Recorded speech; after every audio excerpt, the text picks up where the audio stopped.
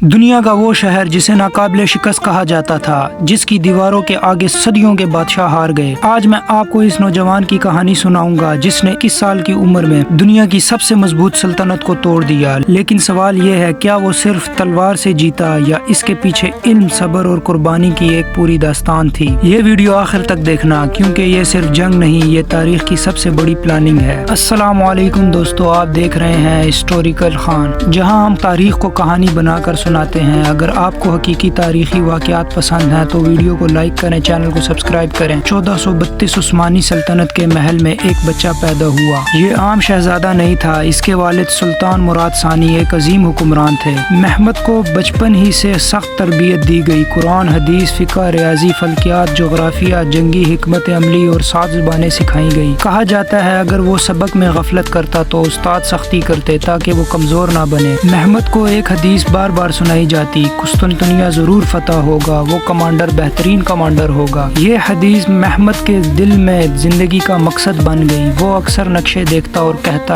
ایک دن یہ شہر میرا ہوگا۔ صرف 12 سال کی عمر میں محمد کو عارضی طور پر بادشاہ بنایا گیا، لیکن سازشوں کی وجہ سے ان کے والد کو دوبارہ تخت سنبھالنا پڑا۔ یہ وقت محمد کے لیے سبق تھا۔ اس نے سمجھا حکومت طاقت سے نہیں، عقل سے چلتی ہے۔ سن 1451 سلطان مراد ثانی کا انتقال ہوا اور محمد ثانی مکمل اختیار کے ساتھ عثمانی سلطنت کا سلطان بن گیا۔ عمر صرف 19 سال۔ یورپ نے سوچا یہ بچہ کچھ نہیں کر سکے گا، لیکن وہ غلط تھے۔ قسطنطنیہ بازنطینی سلطنت کا دل تھا، اونچی دیواریں، خندقیں اور سمندر میں لوہے کی زنجیر جو دشمنی جہازوں کو روکتی تھی۔ یہ شہر تقریباً 1000 سال سے کسی کے ہاتھ نہیں آیا تھا۔ سلطان محمد نے فیصلہ کیا کہ یہ دیواریں تلوار سے نہیں، سائنس سے ٹوٹیں گی۔ اس نے ایک ماہر انجینئر اورہان کو بلایا اور حکم دیا ایسی توپ بناؤ جو تاریخ میں کسی نے نہ دیکھی ہو۔ مہینوں کی محنت کے بعد دنیا کی سب سے بڑی توپ بنی، جسے چلانے کے لیے سینکڑوں آدمی چاہیے تھے۔ جب توپ چلی تو زمین کانپ گئی اور قسطنطنیہ کی دیواریں ہلنے لگی۔ یہ کوئی مبالغہ نہیں تھا، حقیقت تھی۔ 40 سے 60 فٹ اونچی شہر کی 3 تہہ دیواریں، ان کے آگے گہری خندقیں۔ 1000 سال میں کئی بار سلطنتیں ناکام ہو چکی تھی۔